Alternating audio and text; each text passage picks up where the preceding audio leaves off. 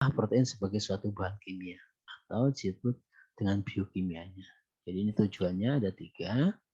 Kemudian kalau kita melihat dari unsur tadi ya, di mana ada karbon, ada oksigen, ada nitrogen, ada hidrogen, di sini memang penyusun utamanya itu adalah karbon atau C. Tetapi di sini kandungan daripada nitrogen pun juga relatif besar, yaitu 15 sampai dengan 18% situ. Sehingga sekali lagi dengan kandungan nitrogen yang relatif besar tadi, dan ini sebagai penentu di dalam penentuan kadar proteinnya. Sekali lagi bahwa untuk menentukan kadar protein sebenarnya kita menghitung berapa jumlah nitrogen yang ada di dalam bahan pangan. Untuk beberapa analisa, ya, baik secara kualitatif maupun kuantitatif bisa kita lakukan. Kita untuk menentukan ya, ada atau tidaknya zat protein ini di dalam bahan pangan kita. Di mana untuk mengetahui ada dan tidaknya, analisa kualitatifnya, kita bisa menggunakan dengan reaksi santoprotein, hot and cold, kemudian demilan, kemudian nitroprosida, dan Sakaguchi. Ya, Sakaguchi ini. Jadi ini ada beberapa metode yang kita bisa pakai di dalam penentuan untuk mengetahui ada atau tidak daripada protein di dalam suatu bahan pangan. Sekilas berkaitan dengan metode kualitatif untuk protein ini adalah kita nanti bisa melakukan dengan asam nitrat ya, ditambahkan ke dalam larutan yang diduga mengandung protein, kemudian setelah dicampur maka akan terjadi endapan putih. Di mana endapan putih ini kalau kita larutannya ini kita panaskan, dia akan berubah menjadi kuning. Nah ini jadi kalau di situ kalau terjadi perubahan menjadi kuning pada saat kita panaskan, ya berarti di situ ada kandungan protein di dalam bahan pangan kita. Ini adalah prinsip daripada reaksi santoprotein.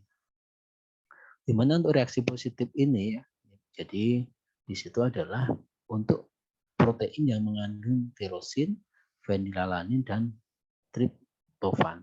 Jadi ada beberapa jenis ya daripada protein ini. Yang bisa kita tentukan kalau dengan jantung proteinnya adalah 3 ya, yang bisa positif. Kemudian dengan hot and cold juga bisa ya. Jadi ini protein yang mengandung triptofan dapat direaksikan dengan reaksi hot and cold yang mengandung gliosilat. Kemudian nanti ya reaksi ini dibuat dalam asam oksalat dengan serbuk magnesium dalam air. Di mana nanti sebenarnya yang kalau itu menunjukkan adanya protein, ini terjadi cincin ungu ya, pada batas antara kedua lapisan tersebut. Jadi antara lapisan reaksi dengan larutan yang di situ ada proteinnya. Jadi ada suatu cincin di dalam perbatasan antara reaksi dengan bahan yang kita uji. Kemudian ini dengan reaksi nilon, ya, bisa juga ada endapan putih, kemudian berubah menjadi merah apabila kita panaskan. Di mana untuk reaksi nilon ini adalah larutannya adalah larutan merkuri dan merkuri nitrat dalam asam nitrat. Jadi campuran ini kemudian kita tambahkan ke dalam larutan yang diduga mengandung protein, kemudian akan terjadi endapan putih ya. Kemudian apabila dipanaskan nanti dia akan menjadi endapan yang berwarna merah. Kemudian untuk reaksi natrium nitroprosida, ini sebenarnya adalah di mana natrium nitroprosida adalah larutan amonia yang akan menghasilkan warna dengan protein. Jadi dia itu akan nanti reaksi ini akan menghasilkan warna merah. Sakaguchi ya, nanti bisa ini jarang sekali kita gunakan di dalam analisa di dalam penentuan kadar penentuan ada tidaknya protein. Sebagai pengetahuan saja, ini nanti dia akan menghasilkan warna merah dengan reaksi naftol dan natrium hipofluorid yang menjadi warna merah. Ini kalau metode Biuret sering kita juga gunakan di dalam metode Biuret ini dalam penentuan kadar protein. Di mana larutan protein dibuat alkalis itu basah ya, menjadi suasana basah dengan menambahkan NaOH. Kemudian dicampur dengan larutan JuSO4 encer ya, tembaga sulfat.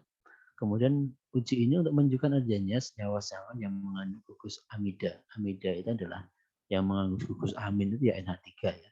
NH3 atau amonia yang berada bersama dengan gugus amida yang lainnya. Jadi gugus yang mengandung NH. Uji ini memberikan reaksi positif yang ditandai dengan warna, ya, timbulnya warna merah violet atau biru violet. Jadi nanti kalau dia menunjukkan adanya perubahan dengan larutan di metode violet ini, nanti dia akan menunjukkan warna merah violet atau biru violet. Itu tadi beberapa berkaitan dengan tata cara kita bisa menentukan ada atau tidaknya protein di dalam suatu bahan pangan kita. Dan sekarang yang akan kita bahas yang selanjutnya adalah metode analisa protein, yaitu dengan secara kuantitatif. Di sini ada metode Gildan, kemudian ada metode Biuret. Ya, tadi juga Biuret sudah kita bahas, yang secara kualitatif, bagaimana tata caranya yang kuantitatif. Kemudian juga metode Laurin dan juga pengikatan zat warna. Ini ada beberapa metode ya. Dan yang paling sering kita gunakan ini adalah metode Gildan. Coba kita bahas di metode Gildan. Prinsip daripada metode Gildan ini adalah merupakan metode yang sederhana di mana untuk menetapkan istilah penetapannya adalah nitrogen total. Jadi semua N yang ada di dalam produk pangan itu nanti akan dihitung sebagai kadar protein. Ya, pada asam amino, protein dan senyawa-senyawa yang mengandung nitrogen. Jadi prinsip dasarnya adalah N-nya berapa yang ada di situ. Nah, ini memang ada suatu kelemahan ya. Karena di dalam bahan-bahan tertentu itu coba dulu ada suatu kasus yang relatif besar di Amerika itu. Jadi ada suatu bahan pangan untuk hewan ternak ya seperti kucing dan sebagainya itu. Kemudian dikasih makan. Ya, makan kemudian banyak yang mati karena gagal ginjal. Ternyata apa? Ternyata bahan pangan tersebut konsumsi yang diberikan ke kucing itu, jadi ke makanan kucing itu, di situ mengandung apa? Melamin. Melamin seperti bahan yang digunakan untuk buat piring gitu ya, alat-alat rumah tangga itu. Ternyata melamin itu nanti kalau kita destruksi dengan metode Gildan ini kita analisanya, dia akan menghasilkan protein ya, hitung sebagai protein gitu loh. Karena memang di dalam melamin itu banyak mengandung N. Sedangkan N yang ada di situ kan bisa dicerna. Sehingga nanti dia akan merusak ginjal. Nah, ini salah satu kelemahan daripada metode Gildan ya. Dia mengukur semua nitrogen total yang ada. Jadi bagi yang bisa dicerna oleh manusia maupun yang tidak bisa dicerna oleh manusia atau hewan. Ya, contoh seperti beberapa penelitian itu penggunaan kayak bulu ayam untuk sebagai pakan ayam. Jadi diolah lagi menjadi pakan ayam. Nah itu bisa juga karena memang di situ di bulu ayam itu ada juga kandungan N-nya, tapi N-nya itu nggak bisa dikonsumsi, nggak bisa dicerna, nggak bisa dimetabolisme ya oleh hewan. Sehingga ya sama nanti kasusnya dia akan bisa mati karena kalau yang di kucing tadi karena kegagalan ginjalnya. Ya, ini sekali lagi gambarannya. Jadi dengan metode Gildan ini kita bisa menentukan berapa jumlah nitrogen yang ada. Sedangkan jumlah nitrogen yang ada itu kalau di dalam bahan pangan itu diasumsikan ya dihubungkan dengan kandungan protein yang ada. Oke, di mana nanti sampel yang dideteksi dengan asam. Jadi nanti kita panaskan ya sampel tersebut dalam suasana asam dengan asam sulfat ditambah dengan katalisator. Setelah dideteksi ini nanti akan diubah jadi N itu akan menjadi amonium sulfat. Jadi dari N yang ada di dalam produk pangan kita deteksi, kita panaskan dalam suasana asam pekat, ya. Kemudian tambah katalisator untuk mempercepat reaksi, kemudian akan dihasilkan amonium sulfat. Setelah itu nanti amonium sulfat ini nanti setelah dibebaskan nanti akan menghasilkan dengan penambahan alkali yang kuat, jadi tambahkan dengan NaOH yang pekat, nanti akan berubah menjadi amonium. Ya, amonium menjadi amonia. Kalau amonia kan nanti bisa menguap ya. Gitu. Amonia, kemudian amonia yang ini nanti kalau dipanaskan tadi nanti uapnya akan disuling ya. Secara kualitatif kemudian ditampung. Jadi biasanya kalau kita suling, ya, dia panaskan, dia menguap NH3-nya, amonianya, kemudian dia menyubrin, ya, kemudian dia akan mencair. Kemudian nanti cairannya ini akan menetes, kemudian kita tampung di dalam penyerapnya. larutan penyerap. Kemudian setelah itu baru kita tetrasi. Jadi kalau kita lihat di prinsipnya ini, pertama adalah bagaimana mengubah nitrogen menjadi amonium sulfat dengan cara didestruksi dalam suasana asam dan panas untuk mempercepat reaksi ditambahkan dengan katalisator. Kemudian setelah itu amonium sulfat tadi ya kita akan ditambahkan NH4OH, NaOH ya, mohon maaf, NaOH sehingga menjadi alkali atau basa. Sehingga dengan pemanasan maka nanti amonium sulfat ini dengan ditambah basa tadi, dengan ditambahkan dengan pemanasan nanti akan berubah menjadi amonia. Amonia kan sifatnya mudah menguap ya. Mudah menguap, setelah itu kita lewatkan pendingin, kemudian dia akan menetes ya. Kemudian kita masukkan ke dalam penyerap. Setelah itu nanti baru kita tetrasi. Jadi tahapannya seperti itu untuk menentukan kadar protein dengan metode Kildare. Oke, sekali lagi tahapannya ada destruksi, kemudian distilasi dan tetrasi. Kalau kita lihat secara gambarannya ini ada di sini. Jadi sampel ya, ini kita panaskan bisa menggunakan kompor dan lain sebagainya. Kemudian ini labunya adalah labu Kildare. Kemudian sampel ini kita tambahkan apa? Asam sulfat pekat untuk membuat suasananya asam. Sebagai katalisator, kita bisa menggunakan CuSO4 dan campuran K2SO4.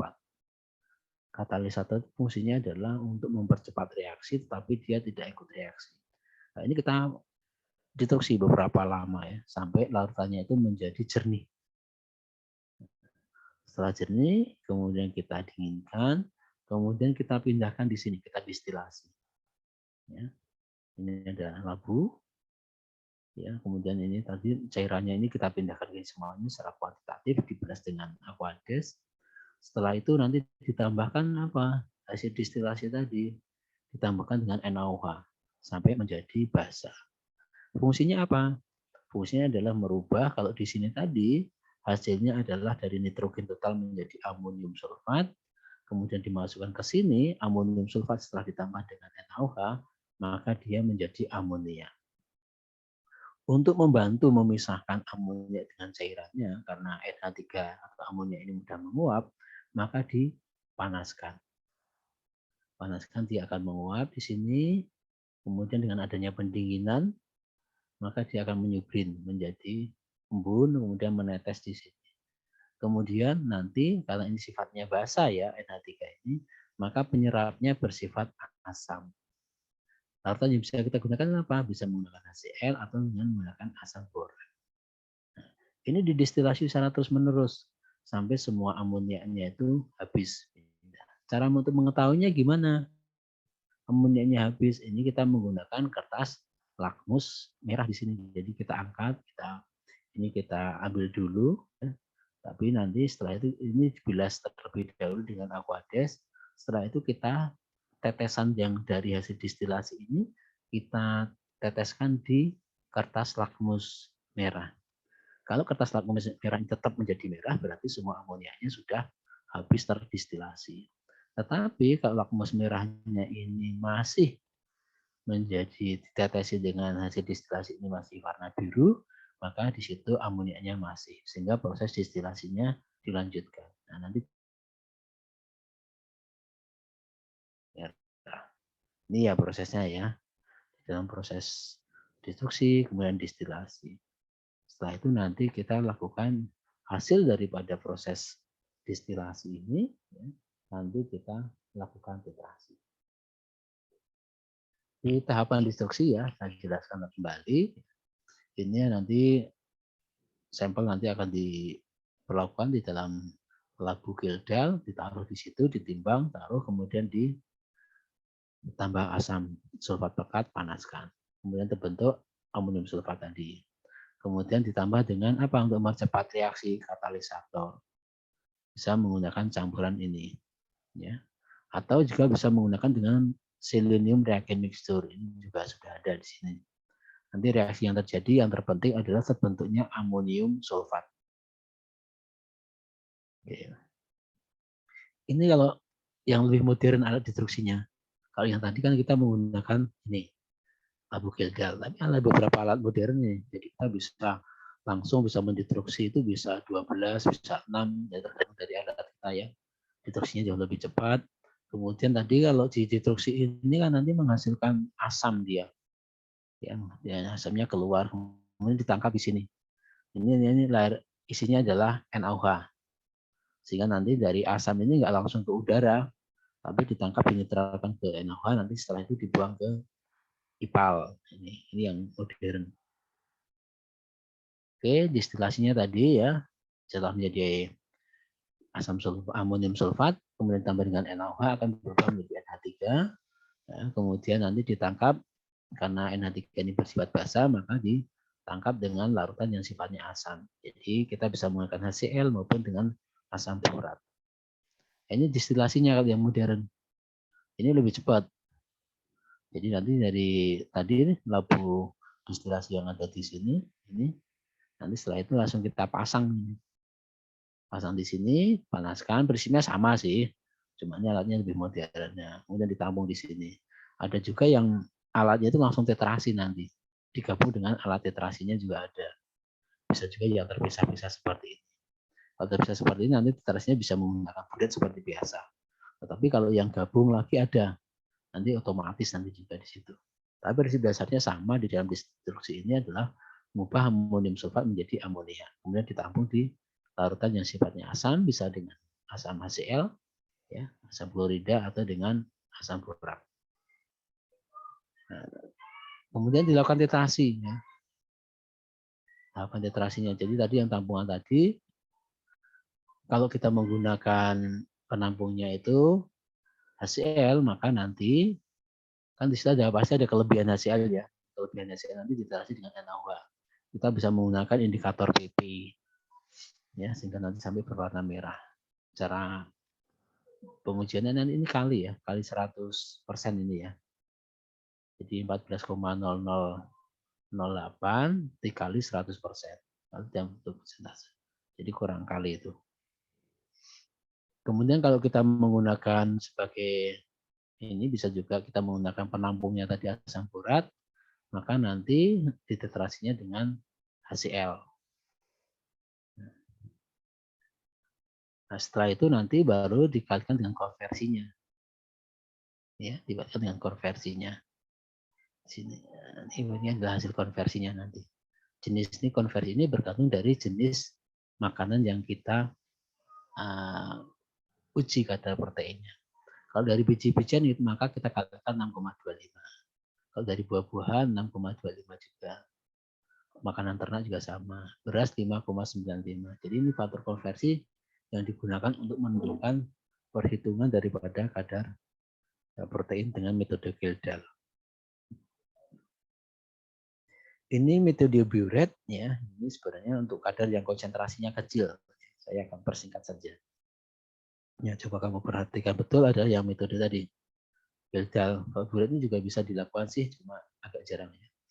Ini. Jadi untuk metode-metode atau kadar-kadar yang relatif kecil, maka kita bisa menggunakan metode Biuret di mana prinsipnya adalah larutan basa ya Cu2+ membentuk kompleks dengan ikatan peptida dari suatu protein yang membentuk warna ungu. Nah, setelah warna ungu yang terjadi ini diukur pada panjang gelombang 540. Jadi pengukurannya dengan menggunakan spektrofotometer. Besarnya absorben tersebut berbanding langsung dengan konsentrasi protein. Jadi kalau semakin besar absorbansinya, maka semakin besar pula kadar proteinnya. Dan ini tidak tergantung dari jenis proteinnya, karena semua protein pada dasarnya memiliki jumlah ikatan peptida. Ya.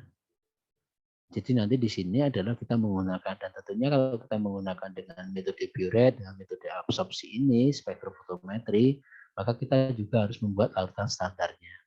Sehingga nanti katakanlah kita punya 1 ppm atau 1 miligram per liter atau 1% protein. Ya, ini nanti kita tambah ya. Itu kita kerjakan seperti sampel, kemudian terjadi warna ungu, kemudian kita absorbensinya kita ukur. Misalnya katakanlah yang 1% protein itu absorbensinya 0,111 misalnya. Sedangkan sampel kita katakanlah absorbensinya ketemu 0,2. Maka ya tinggal aja absorben sampel dibagi dengan absorben standar dikalikan konsentrasinya. Jadi 0,2 dibagi 0,11 dikalikan dengan 1%. Itu bahasa gampangnya seperti itu. Tetapi di analisa sekarang kita sudah menggunakan analisa regresi linear. Jadi nanti kita membuatnya standar minimal 3, bukan hanya 1. Setelah itu nanti kita bandingkan. Oke ya, ini nanti untuk yang ini jadi untuk metode Biuret ini bisa digunakan untuk kadar analisa 1 sampai dengan 10 mg per mililiter. Kemudian senyawa yang pengganggunya ada. Kalau ada urea atau gula berinduksi, maka dia akan mengganggu di dalam analisa ini. Kemudian metode Biuret memiliki ketepatan yang lebih besar daripada metode Gilgel. Tetapi tentunya tadi ya semua metode ada sisi kelebihan dan kekurangannya ya. Untuk metode Biuret ini kita bisa menggunakan dengan spektrofotometri dengan konsentrasi yang kecil kita bisa deteksi. Karena kalau yang di metode Gilgel itu tentunya adalah untuk analisa-analisa dengan konsentrasi proteinnya itu besar karena kita menggunakan metode titrimetri. Oke, nanti ini bisa dibaca bagaimana proses metode Biuretnya. Kemudian kalau metode Lowry, ya, ini juga jarang kita gunakan sebagai pengetahuan saja di dalamnya. Kemudian untuk pengikatan warna juga agak jarang. Jadi ini bisa sebagai pengetahuan saja. Jadi ini beberapa ya, analisa dari protein yang bisa kita lakukan. Yang secara kuantitatif yang sering kita gunakan adalah metode Biuret untuk konsentrasi yang kecil, sedangkan untuk pangan ini relatif kita bisa menggunakan semuanya dengan metode Biuret. Mohon maaf, dengan metode Gilgel. Jadi sekali lagi tolong nanti bisa dipahami lebih lanjut berkaitan dengan beberapa metode di dalam pengujian protein ini. Oke, saya akan lanjut ke materi yang kedua. Jadi mohon maaf agak lebih relatif cepat ya, karena ada keperluan. Jadi mungkin besok minggu depan kita bisa, kalau memang ada beberapa pertanyaan berkaitan dengan materi yang pada pagi hari ini, nanti kita bisa diskusikan minggu depan. Jadi nanti bisa dipelajari. Ini sekarang kita akan masuk ke metode atau analisis berkaitan dengan kadar air dan kadar abu. Prinsip dasarnya di dalam penganalisa kadar air ini adalah kita ingin mengetahui berapa jumlah air yang ada di dalam bahan pangan kita. Caranya apa? Gimana? Cara metode yang sering kita gunakan adalah dengan menggunakan metode pemanasan. Kenapa menggunakan metode pemanasan? Karena air ini pada suhu tertentu, katakanlah 100 derajat Celcius atau 105 derajat Celcius, dia akan menguap. Sehingga dengan menguap tadi kita bisa melihat perbandingan jumlah berat sebelum dipanaskan dan kita bisa mengetahui jumlah berat setelah dipanaskan. Nah, pengurangan inilah nanti yang akan bisa kita ketahui sebagai kadar airnya. Itu prinsip dasarnya seperti itu. Jadi berat awalnya berapa, kemudian nanti setelah dipanaskan pada suhu 105 derajat Celcius, kemudian terjadi penyusutan ya karena adanya penguapan daripada air yang ada di lapangan tersebut. Kemudian setelah dipanaskan, kemudian kita timbang. Nanti beratnya berapa? Dari penyusutan itulah nanti kita bisa mengetahui berapa kadar air yang ada di dalam bahan pangan. Kalau berkaitan dengan kadar abu, ini bisa kelanjutan daripada kadar airnya. Yang membedakan adalah pemanasannya. Kalau di dalam kadar air itu adalah pemanasannya 105 derajat Celcius, nanti di kadar abu itu bisa sampai 400 derajat Celcius. Ya. Jadi abunya nanti yang di situ. Jadi pemanasannya aja yang berbeda. Jadi sama sebenarnya. Jadi nanti berat bahan yang kita timbang, kemudian setelah itu kita abukan dalam suhu yang relatif sangat panas, kemudian setelah itu kita dinginkan, kemudian kita timbang. Penyusutannya berapa? Itu prinsip dasarnya satu. Oke, kita masuk di dalam kadar air, di mana penentuan kadar air ini merupakan analisis yang penting dan juga paling luas digunakan di dalam pengolahan dan pengujian pangan. Karena apa? Karena dengan adanya kualitas jumlahnya air ini, nanti akan berkaitan dengan kualitas bahan dan stabilitas bahan. Contoh berkaitan dengan kualitas ya. Contoh katakanlah susu. Susu itu susu murni itu kemudian ada beberapa penjual yang menambahkan airnya sehingga airnya konsentrasi lebih banyak. Tentunya pada saat airnya lebih banyak di situ ditambah dengan air maka kadar proteinnya jauh lebih kecil. Walaupun sama-sama 1 gelas ya susu murni 1 gelas, kemudian ada juga susu yang telah ditambah air ditambah 1 gelas. Tentunya kadar proteinnya, kadar mineralnya ya itu akan berbeda di situ. Ini berkaitan dengan kualitas. Kemudian berkaitan dengan stabilitas apa? Jadi contoh misalnya katakanlah ada biji-bijian atau mungkin buah, yang paling gampang biji-bijian lah. Ya. Itu kalau kadar airnya itu besar, maka dia sering cepat membusuk. Contoh kenapa kalau kita, ya, orang-orang tua kita, orang tua saya dulu sih, dan petani itu kan setelah panen padi itu kan dikeringkan dulu semuanya. Ya, karena apa? Karena dengan kering itu nanti padi itu kan jauh lebih stabil, bisa disimpan beberapa bulan ya sebelum digiling menjadi beras. Tetapi kalau nggak kita panaskan, nggak kita keringkan, ya dia akan membusuk, jadi nggak tahan lama.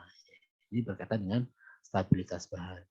Di mana biji-bijian yang kadar air yang tinggi mudah sekali rusak oleh jamur, kemudian juga nanti juga ada pemanasan juga rusak juga serangga dan juga risiko terjadi percambahan atau nanti muncul katakanlah seperti campak di situ.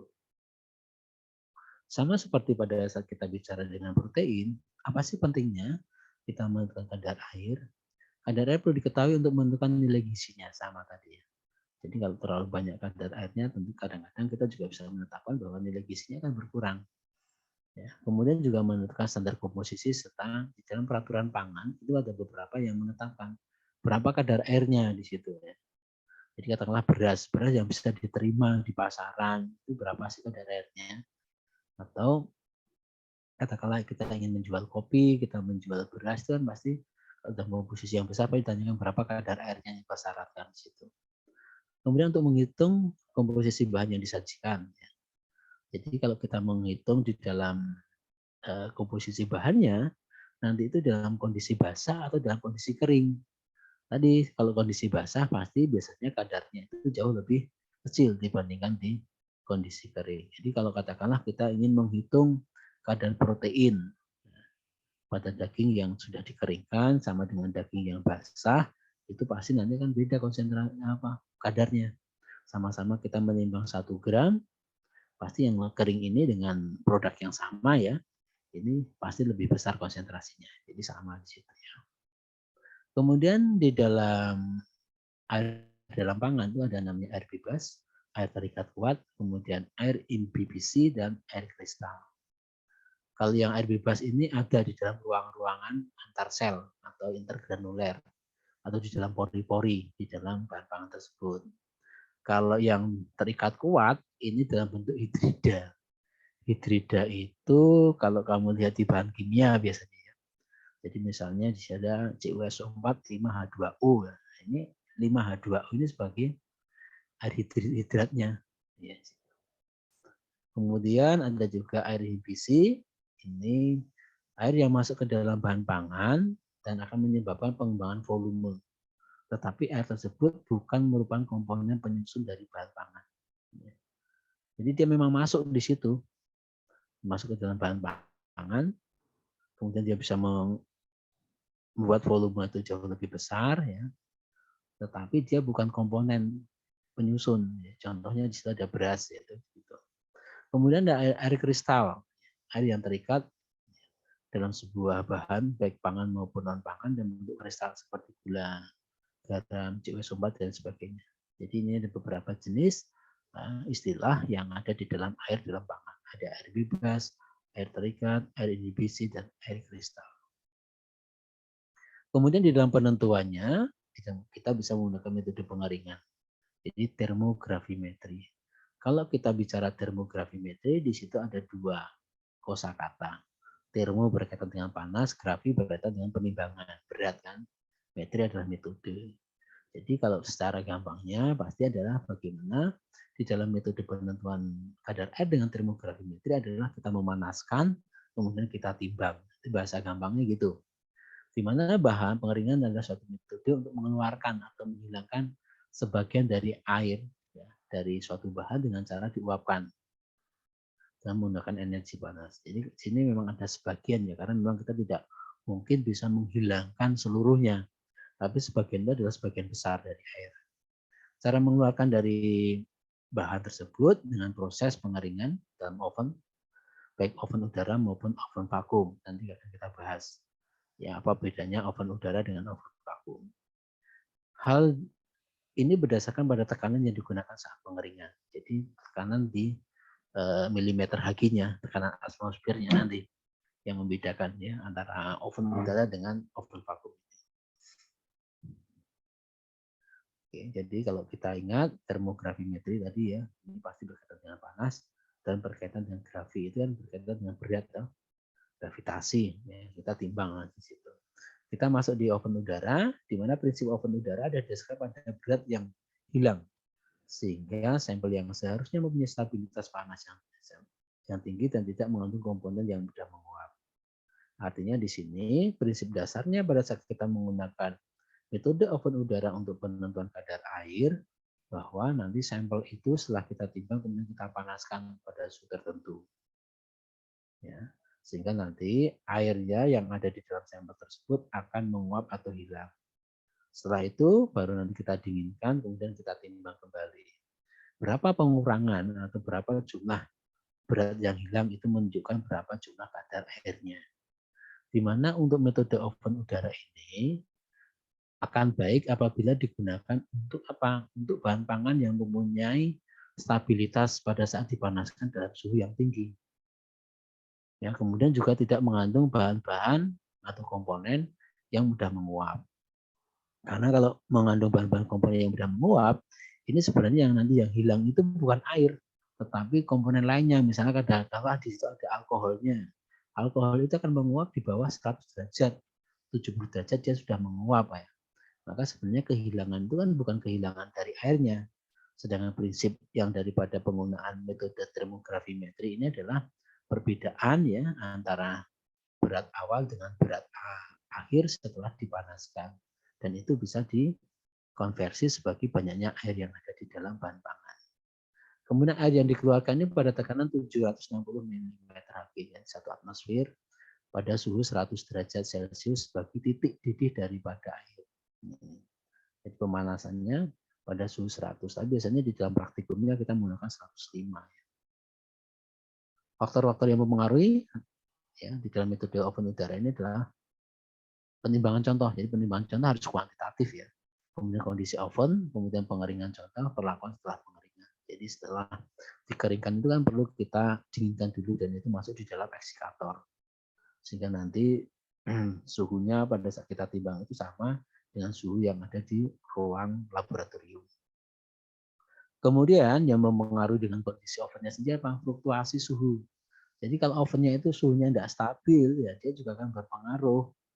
Jadi kan seharusnya kan 105 plus minus 1 derajat misalnya.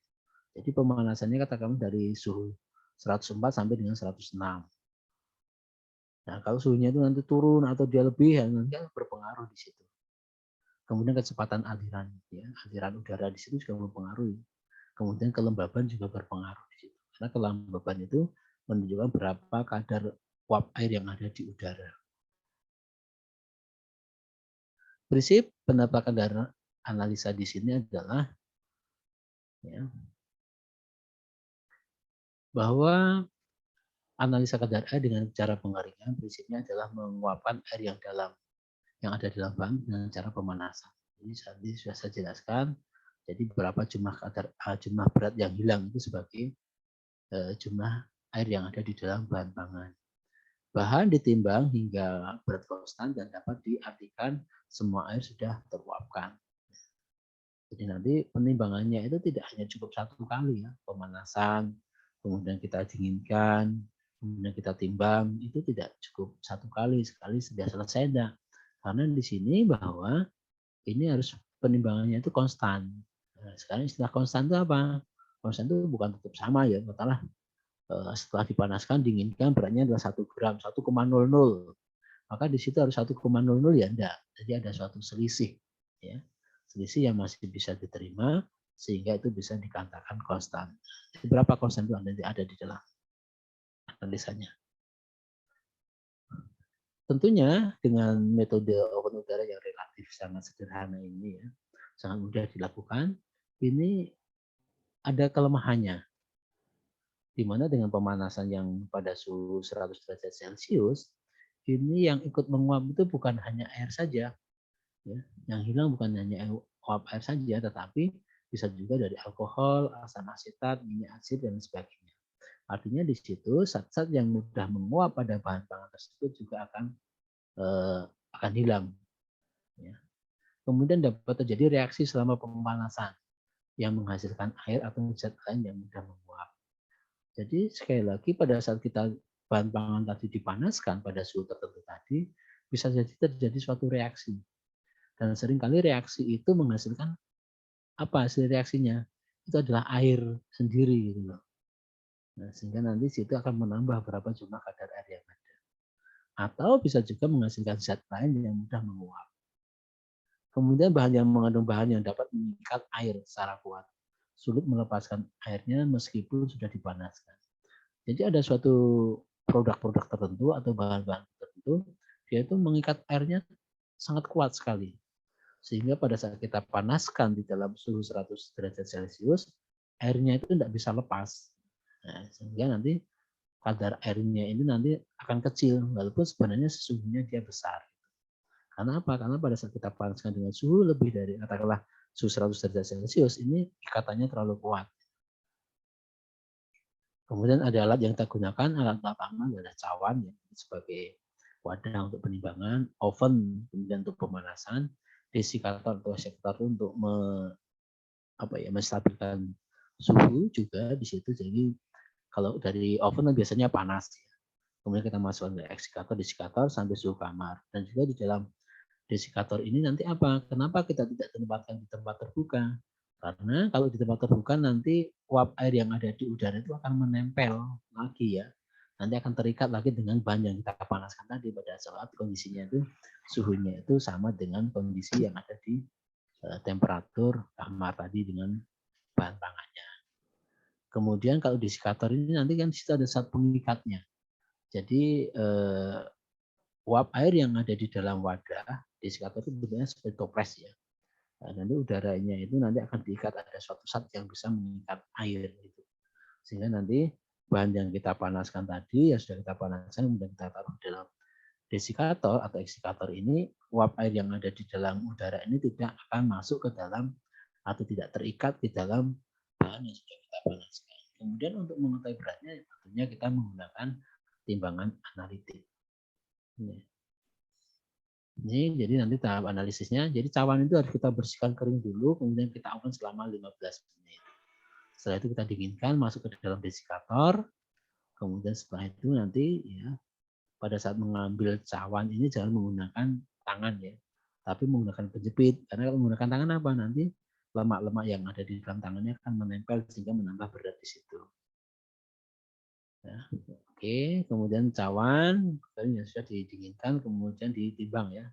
Kemudian ditambahkan dengan contoh ujinya bahan pangan yang kita akan ukur 1 sampai dengan 2 gram ke dalam contoh tersebut. Setelah itu kita keringkan di dalam oven suhunya berapa 105 derajat Celcius selama 3 jam. Kemudian setelah itu kemudian dinginkan di dalam eksikator atau desikator. Setelah suhunya relatif sama, kemudian nanti ditimbang sampai dengan berat konstan. Jadi diulangi lagi. Jadi nimbangnya ya bukan diulangi aja, tapi proses pemanasan tadi. Jadi bahannya ini kita panaskan lagi, cawan dan bahan. Ini kita panaskan lagi ke dalam oven 105 derajat Celcius selama 3 jam juga. Setelah itu kita dinginkan. Kemudian kita timbang. Jadi biasanya kita itu bisa ya, kalau menimbang 3 kali ya bisa 3 hari. Jadi setelah kita panaskan, kita taruh ke dalam, karena pemanasan kan 3 jam. Kemudian kita taruh ke dalam desikator. Nanti mungkin besok pagi baru kita timbang lagi. Kemudian setelah itu kita panaskan lagi.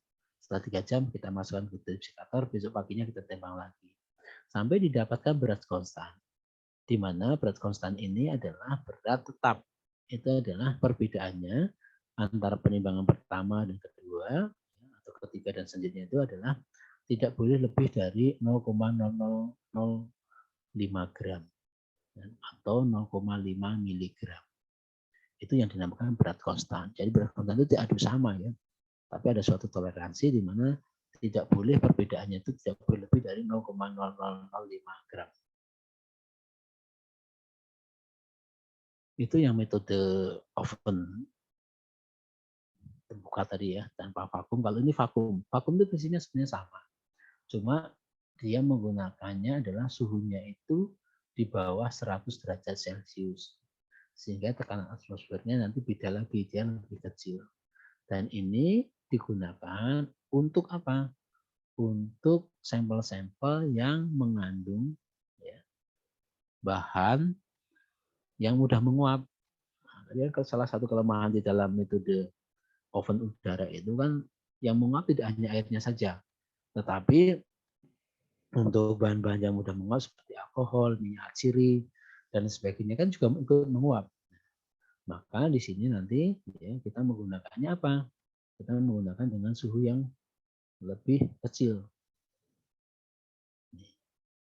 Jadi di mana pada suhu 60-70 ini ya tidak mengurai senyawa-senyawa di selama proses pengeringan. Jadi proses reaksinya pun nanti yang itu bisa dihindari sehingga terbentuknya air dan sebagainya bisa dihindarkan juga. Untuk menganalisa sampel bahan pangan yang mengandung gula, khususnya mengandung fruktosa, senyawa ini cenderung mengalami penguraian pada suhu yang lebih tinggi. Jadi kalau gula kamu panaskan itu jadi karamel. Nah, maka untuk menentukan kadar air dalam gula itu maka menggunakan yang metode vakum karena suhunya itu lebih kecil. Itu antara 60 sampai dengan 70 derajat. Tekanan yang digunakan yaitu berkisar antara 25 sampai dengan 100 mm Hg. Kalau yang normal kan 760 meter Hg. Ya. Di mana prinsipnya dengan metode vakum ini menggunakan prinsip pengeringan sampel dalam oven vakum pada suhu ya 25 sampai dengan 100.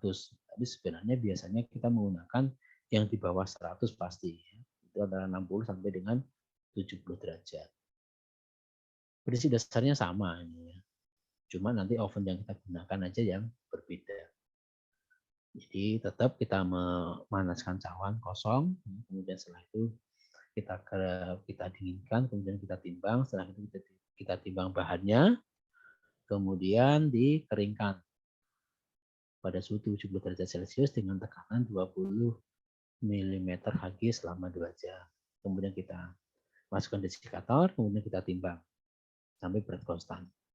Kemudian setelah itu kita hitung perbedaan antara sebelum dipanaskan dengan sesudah dipanaskan kalikan 100%. Itu yang termogravimetri.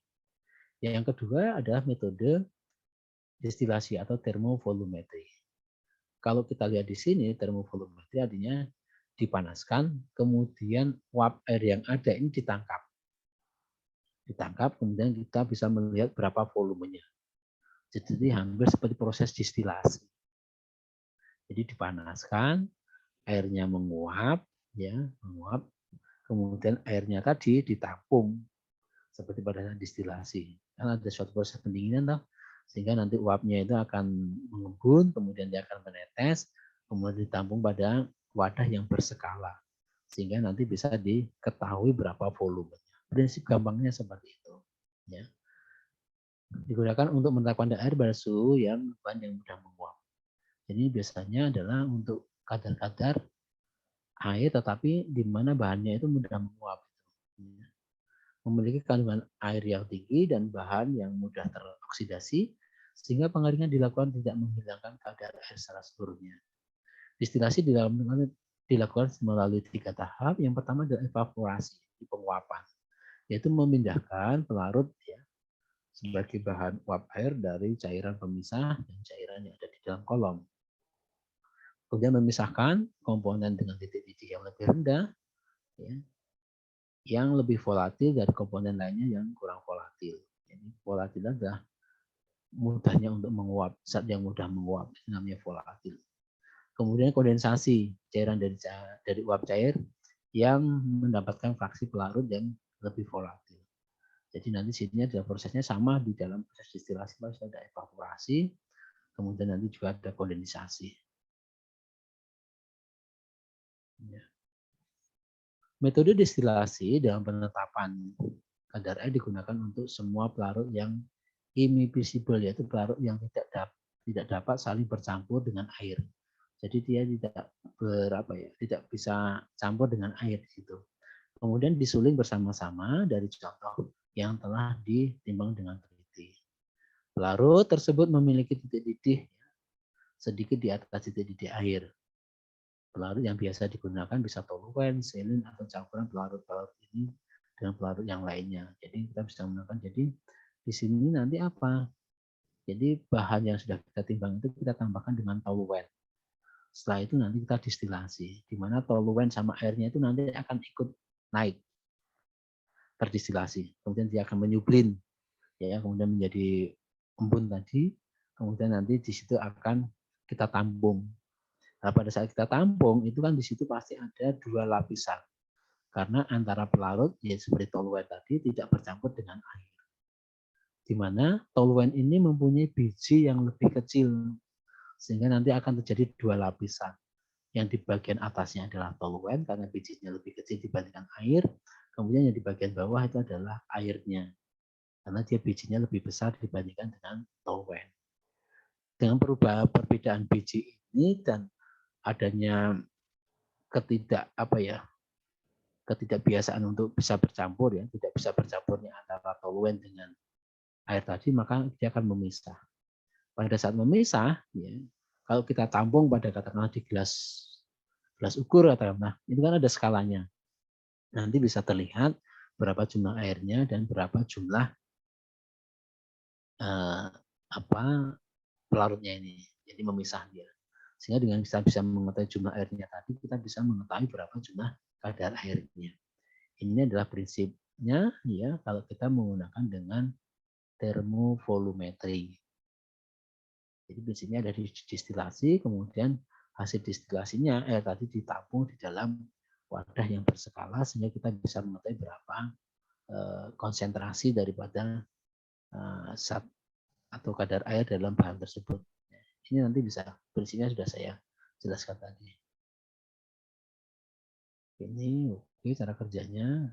Sekarang keuntungannya apa sih dengan metode distilasi? Kita bisa mengetahui kadar airnya secara langsung dan hasil akhir merupakan kadar air yang nyata, bukan karena kehilangan berat contoh. Gitu. Jadi kita dengan tadi menampung hasil distilasinya tadi dengan wadah yang berskala, kita bisa mengetahui berapa jumlah airnya secara langsung. Kadarnya.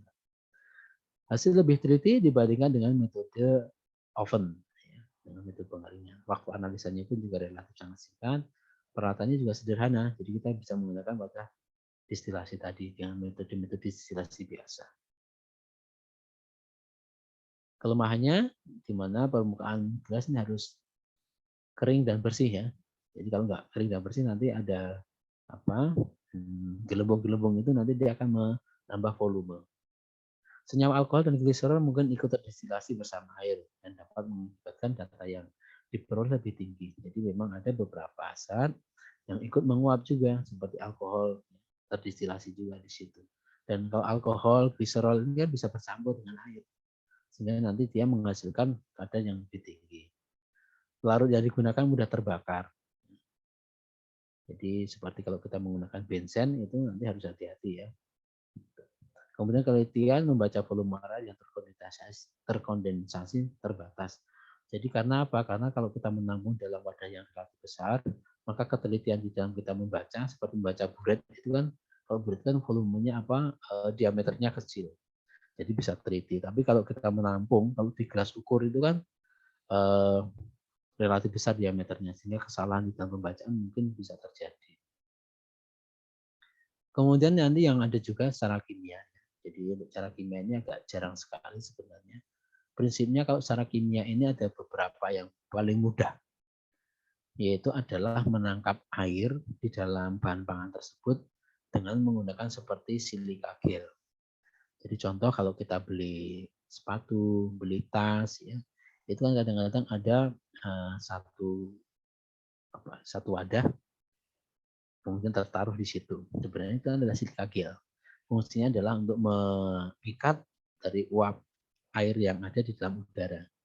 Sehingga nanti sepatu kita, tas kita itu tidak lembab di situ. Ini prinsip ini digunakan di dalam analisa secara kimia. Jadi caranya nanti kalau ada yang cara tetrasi nanti bisa dibaca. Kemudian juga ada yang cara dengan tetrasi ada beberapa metode ya. Kemudian ada yang menggunakan ini metode dengan kalsium karbida. Kalau karbida ini nanti adalah dengan pembentukan gas. Ini pembentukan dengan asetilit. Tapi yang saya lanjutkan lagi dengan metode kimia tadi ini, dia ada satu zat yang bisa menyerap air.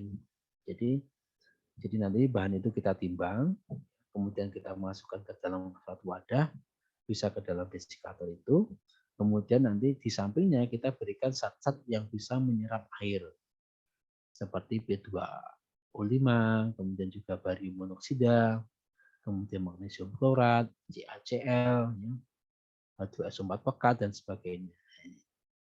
Kemudian nanti diletakkan saja di situ. Setelah itu nanti setelah beberapa waktu kemudian kita timbang sampai dengan berat konstan.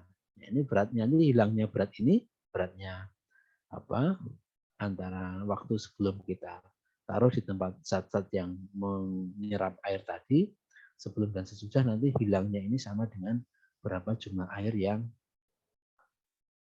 di dalam bahan tersebut. Jadi prinsipnya seperti itu. Oke, itu beberapa untuk penetapan kadar air. Kemudian kita untuk penetapan kadar abu ini sebenarnya sama juga pemanasannya. Metodenya sama dengan dipanaskan. Di mana untuk kadar abu ini nanti sebenarnya ada proses lanjutan. Biasanya kalau setelah kadar abu kita juga menggunakan untuk menentukan kadar-kadar logam di dalam bahan pangan tersebut ya. Oke, di mana nanti untuk analisa kadar abu ini adalah bahannya ini kita panaskan. Kadar abu terukur merupakan bahan-bahan yang organik yang tidak terbakar dalam proses pengabuan, sedangkan bahan-bahan organiknya akan terbakar. Jadi abu ini adalah bahan-bahan anorganik yang tidak terbakar pada suhu berapa? 550 derajat Celcius. Prinsip penentuan kadar abu ialah dengan menimbang berat sisa mineral hasil pembakaran organik pada suhu 550 derajat Celcius.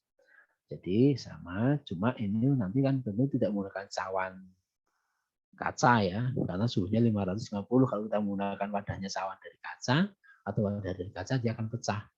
Maka kita menggunakan cawannya cawan porselin. Jadi nanti kita timbang ya, cawan porselinnya dulu, beratnya kosong, kita panaskan juga. Kemudian setelah kita dinginkan, kemudian kita timbang bahan pangannya. Ya. Kemudian setelah itu kita panaskan di dalam suhu 550. Kita menggunakan apa? Tidak mungkin kita menggunakan oven 550, kita menggunakan namanya furnace. Ya. Penentuan kadar abu dapat dilakukan secara langsung dengan membakar bahan pada suhu tinggi ya, antara 500 sampai dengan 600 derajat Celcius selama 2 sampai dengan 8 jam. Kemudian menimbang sisanya dari sisa pembakaran yang tertinggal sebagai abu. Jadi kita bisa menggunakan cara kering ya, cara kering ini sama. Dipanaskan pada suhu 550 derajat Celcius, kemudian kita menimbang saat. Pengabuan cara kering digunakan untuk melakukan total abu, abu terlarut, abu tidak terlarut dalam air, dan tidak larut dalam asam. Jadi ada beberapa jenis abu yang bisa kita tetapkan dengan metode kering ini. Ya. Total abu, jadi abu totalnya berapa, abu yang terlarut, abu yang tidak terlarut dalam air, dan juga abu yang tidak larut di dalam asam. Jadi ada beberapa penentuan kadar abu. Waktu yang dibutuhkan untuk proses pengabuan relatif lama ya, 2 sampai dengan 8 derajat Celcius dengan suhu yang relatif sangat tinggi. Ini serta untuk analisis sampel dalam jumlah yang banyak. Jadi sampelnya harus banyak di situ. Tahapan pengabuan, jadi pada saat kita mengabukan di suhu 550 itu tidak boleh langsung ya. Jadi pertama setelah kita timbang nanti kita masukkan di dalam pemanasan 300 derajat Celcius. Dengan masuk untuk melindungi kandungan bahan yang bersifat volatil dan bahan yang bersifat lemah hingga kandungannya asamnya habis. Jadi tidak boleh langsung pada suhu yang panas. Kemudian setelah itu baru dipanaskan pada suhu 500 derajat Celcius agar perubahan suhu pada bahan maupun pada porselin tidak secara mendadak. Agar tidak nanti memecah krus atau cawan porselin tadi yang mudah pecah pada perubahan suhu yang tiba-tiba. Oke, nanti ini kelebihannya. Jadi ada penetapan abu tadi, berbagai macam abu, tidak menggunakan reagensia juga risikonya kecil, kelemahannya relatif lama, suhunya relatif tinggi. Jadi ini, jadi nanti kamu menggunakannya ada cawan krusnya, cawan porselin. Kemudian kita menggunakan porselin, furnace. Furnace itu kita pemanasan 550 derajat Celcius. Jadi cara pemanasannya bisa kamu panaskan pada suhu yang rendah dulu, di bawah 300. Setelah kira-kira prosesnya dari pembakaran lemak dan sebagainya habis, maka kamu naikkan suhunya 550. 2 sampai dengan 8 jam. Kemudian setelah itu sampai 2 sampai dengan 8 jam kamu matikan. Setelah matikan jangan langsung dibuka ya. Biarkan saja. Kenapa? Karena di sini panas sekali.